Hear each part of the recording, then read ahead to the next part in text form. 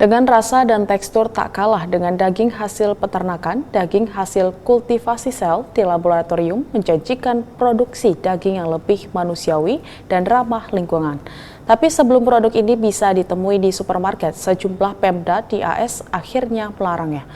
Kita simak laporan Nova Purwadi dari VOA.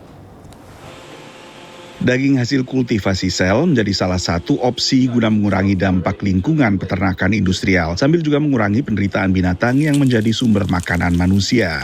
Cultured meat or cultivated meat is the production of meat without using the whole animal, but using animal cells. I see cultivated meat existing in the future.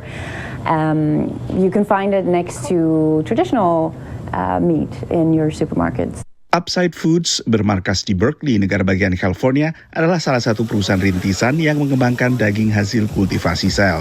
Essentially, cultivated meat is meat grown from animal cells. It's delicious meat, the meat we love to eat, and in this instance, we are actually selling chicken. So we've grown chicken from animal cells, and we're selling it to customers that love the product. Penjualan daging hasil kultivasi di Amerika Serikat mendapat lampu hijau dari regulator pada pertengahan 2023. Tapi sejak itu, daging yang dikembangkan dengan metode ini baru dikonsumsi secara terbatas, termasuk saat acara mencicipi daging hasil kultivasi sel di Miami, negara bagian Florida ini. When you cook it, it like sizzles and cooks just like chicken, which was insane. And then when you go to eat it, it's juicy. It kind of has the same texture as chicken.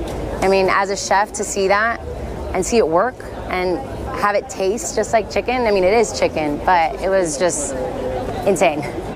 Karena benar-benar merupakan daging, bukan pengganti daging berbahan nabati, tekstur dan rasanya masih relatif memuaskan banyak konsumen pemakan daging. No, it's like eating a chicken breast.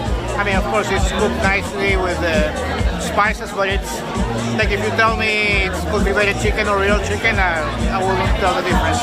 I would say the texture itself is like a little bit different, but the taste was like really, really good. Like way better than I was expecting. It was really good. Acara ini digelar sebelum berlakunya larangan menjual daging hasil kultivasi sel di Florida. Alasan utama di balik larangan ini adalah kecemasan soal keselamatan konsumen. I think we should be allowed to eat what we choose to eat. I mean, Florida is all about free market and choice and personal choice and everything, personal liberties. Why can't we eat what we want to eat? I mean, if it's bad for us, not that I believe it is, I think the science is proven, but even if it is, why can't we eat it? Florida bersama Alabama termasuk negara bagian pertama yang melarang penjualan daging jenis ini. Dan larangan serupa juga bergulir di negara bagian lain dan juga secara federal. Selain kendala regulasi dan resistensi dari sebagian pihak, penjualan daging hasil kultivasi sel juga terhambat oleh relatif tingginya harga daging seperti ini dibandingkan daging hasil peternakan. Perlu peningkatan permintaan secara signifikan untuk harga daging hasil kultivasi sel ini bisa lebih terjangkau. Dari Washington DC, saya Nova Purwadi dan tim VOA.